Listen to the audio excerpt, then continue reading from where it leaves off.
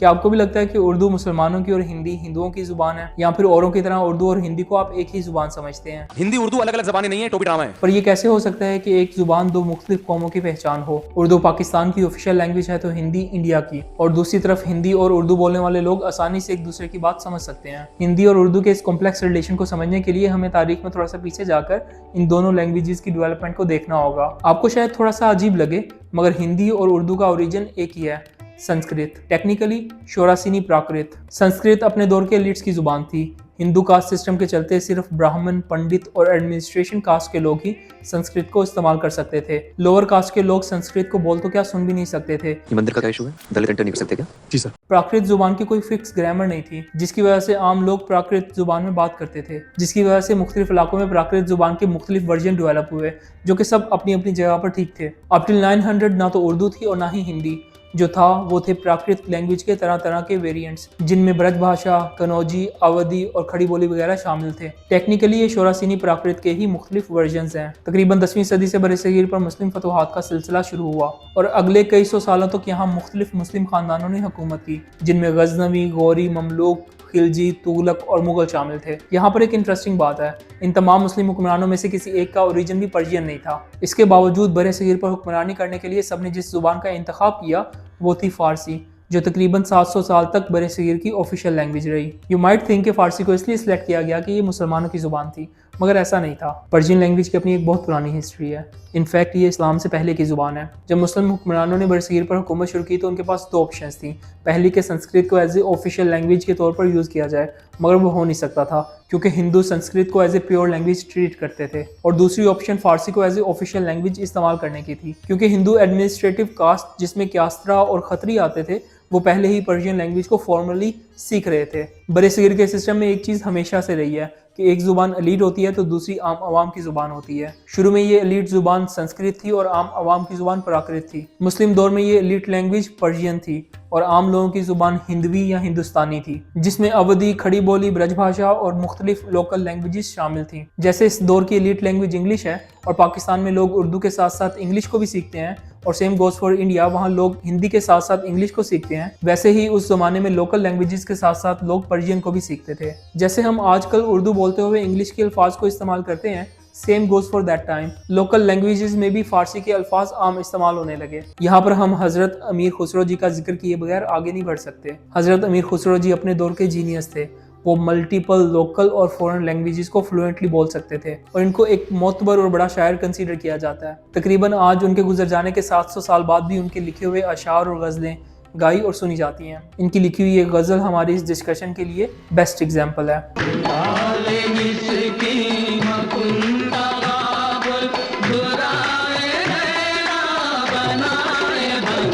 इस गज़ल की एक चीज़ आपने नोट की होगी, एक लाइन फारसी में है तो दूसरी हिंदवी में, टेक्निकली ब्रज भाषा में। हिंदवी और फारसी की इस तरह की मिक्सिंग को 1740 में रेख्ता का नाम दिया गया। लिटरेचर में रेख्ता डेवलप हो रही थी तो बाजारों में, चौराहों में और मुगल आर्मी की बैरक्स में जहाँ कहीं फारसी बोलने वाले लोग और हिंदवी बोलने वाले लोग आपस में मिलते थे, वहाँ एक नई तरह की लैंग्वेज डेवलप हो रही थी। 1500 से 1780 के दरमियान इस नई जुबान का कोई एक नाम नहीं था। कुछ लोग इसको हिंदी कहते थे तो कुछ देहलवी, कुछ कौरवी तो कुछ हिंदुस्तानी। फिर 1780 में इस जुबान को उर्दू का नाम दिया गया। उर्दू एक तर्किश जुबान का लफ्ज़ है जिसका मतलब है आर्मी कैंप। उर्दू का लिटरली मतलब ये बनता है कि आर्मी कैंप में बोले जाने वाली जुबान। बट द क्वेश्चन इज, अगर ये उर्दू सिर्फ आर्मी कैंप्स की जुबान थी तो फिर आम लोग इस जुबान को इतना ज़्यादा इस्तेमाल कैसे कर रहे थे? 1700 में आबरू शाह मुबारक इसी हिंदुस्तानी जुबान उर्दू में लिखते हैं, अगर अखियों से अखियों को मिलाओगे तो क्या होगा, नज़र कर लुत्फ की हमको जलाओगे तो क्या होगा, जगत के लोग सारे आबरू को प्यार करते हैं, अगर तुम भी गले इसको लगाओगे तो क्या होगा। यहाँ पर नज़र, लुत्फ, आबरू फारसी के अल्फाज हैं और जगत, अखियों ये हिंदवी के अल्फाज हैं। उर्दू ज़ुबान को नफासत और आला मेयार का स्टेटस समझा जाता था। ख़ास तौर पर हैदराबाद, लखनऊ और दिल्ली में इस ज़ुबान की ख़ास तहजीब एग्जिस्ट करती थी। अंग्रेज़ों के बरसगीर में आने से पहले इसी उर्दू ज़ुबान को तमाम हिंदू और मुसलमान एक साथ अपनी रोज़मर्रा की ज़िंदगी में इस्तेमाल कर रहे थे। उठ जा हमारे पलंग से। मगर अंग्रेज़ों के लिए एक यूनाइटेड कौम पर हुक्मरानी करना तकरीबन नामुमकिन था, क्योंकि अंग्रेज़ों की पॉलिसी डिवाइड एंड रूल की थी, जिसके लिए अंग्रेज़ों का बरसगीर के माशरे को ज़ुबान की बुनियाद पर तकसीम करना आसान था। चर्च मींस गिरजा, गिरजा। अरे भाई गिर जा या उठ जा, हमें क्या लेना उससे। अंग्रेजों ने सबसे पहले फारसी को सिस्टम से इरेलीवेंट किया और उर्दू को 1837 में ऑफिशियल लैंग्वेज के तौर पर इस्तेमाल करना शुरू किया। अंग्रेजों ने उर्दू को ऑफिशियल लैंग्वेज के तौर पर इस्तेमाल करके एक तीर से दो शिकार किए। पहला शिकार फारसी थी, जो कि एक एलीट कल्चर को रिप्रेजेंट करती थी, जिसको अंग्रेज अपने लिए एक खतरा समझते थे, और दूसरा हिंदुस्तानियों को जुबान की बुनियाद पर तकसीम करने के प्रोसेस को इनिशिएट करना था। इस तकसीम की तैयारी बहुत पहले से हो रही थी। डॉक्टर जॉन गिलक्रिस्ट के बगैर ये कहानी नामुकम्मल है। डॉक्टर गिलक्रिस्ट ने 1917 में पहली इंग्लिश टू हिंदुस्तानी डिक्शनरी लिखी थी। इन्होंने काफी साल बरे-सगीर में ट्रैवलिंग में गुजारे थे। During that traveling, he understood कि बगैर हिंदुस्तानी जुबान के बरे-सगीर पर हुकूमत नहीं हो सकती, and he recommended British government के ब्रिटिश ऑफिसर्स को अरबी और फारसी के साथ साथ हिंदुस्तानी जुबान भी सीखनी चाहिए। ब्रिटिश गवर्नमेंट ने इस रिकमेंडेशन को काफ़ी सीरियस लिया और इस काम के लिए पहला इंस्टीट्यूशन कलकत्ता में बनाया, जिसका नाम था गिलक्रिस्ट का मदरसा। गिलक्रिस्ट का मदरसा इतना इंपॉर्टेंट काम कर रहा था कि एक साल में ही इसको फोर्ट विलियम कॉलेज में तब्दील कर दिया गया। डॉक्टर गिलक्रिस्ट 1804 तक इस कॉलेज के प्रिंसिपल रहे और वो उर्दू AKA हिंदुस्तानी जुबान कंपनी के सर्वेंट्स को सिखाते थे। ये हिंदुस्तानी या उर्दू जुबान जिसमें फारसी के अल्फाज ज्यादा थे, वो डॉक्टर गिलक्रिस्ट के मुताबिक असल हिंदुस्तानी जुबान नहीं थी। इनका मानना था असल हिंदुस्तानी में फारसी की जगह संस्कृत के अल्फाज होने चाहिए। इस तरह डॉक्टर गिलक्रिस्ट, जो कि हिंदुस्तानी नहीं थे, उन्होंने हिंदी जुबान की बुनियाद रखी और मुख्तलिफ हिंदू स्कॉलर्स को ऐसी उर्दू जुबान में लिखने के लिए कहा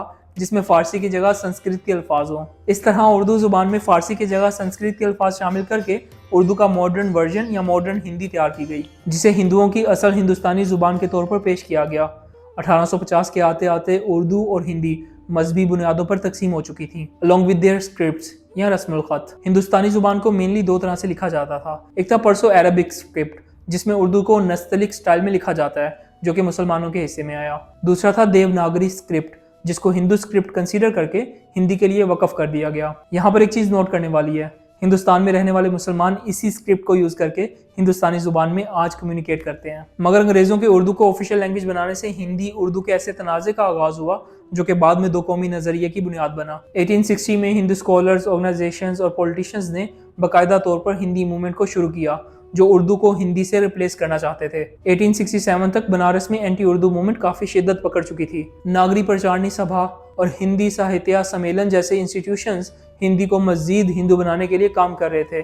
जो बचे कुछ अल्फाज फारसी के रह गए थे, इसको भी हिंदी से निकाला जा रहा था। हिंदुओं की इस हिंदी मूवमेंट के अगेंस्ट उर्दू की हिफाजत के लिए मुसलमानों का मैदान में आना एक नेचुरल रिएक्शन था, और इस काम के लिए उर्दू डिफेंस एसोसिएशन और अंजुमन तरक्की उर्दू जैसी ऑर्गेनाइजेशंस बनाई गई। अंग्रेजों ने सही मायनों में उर्दू और हिंदी की तकसीम के साथ इस माशरे को तकसीम किया, मगर दूसरी तरफ हिंदी और उर्दू की इस लड़ाई में ना तो जीत उर्दू की हुई और ना ही हिंदी की, बल्कि जो जुबान असल में जीती वो थी इंग्लिश। आज इंग्लिश दोनों मुल्कों की ऑफिशियल लैंग्वेज है और दोनों मुल्कों की एलीट्स इसी लैंग्वेज को अपनी कम्युनिकेशन के लिए इस्तेमाल करती हैं। हिंदी और उर्दू सिर्फ कम्युनिकेशन के इंस्ट्रूमेंट्स हैं। हाँ, ये हो सकता है कि आपको एक ज़ुबान दूसरे से ज़्यादा अच्छी लगती हो, मगर हमें कभी भी अपनी इस नापसंद और पसंद को नफरत से नहीं बदलना चाहिए। Thank you so much for watching this video. मुझे उम्मीद है कि आपको ये वीडियो पसंद आई होगी। Please do subscribe, like, share and support. Thank you so much.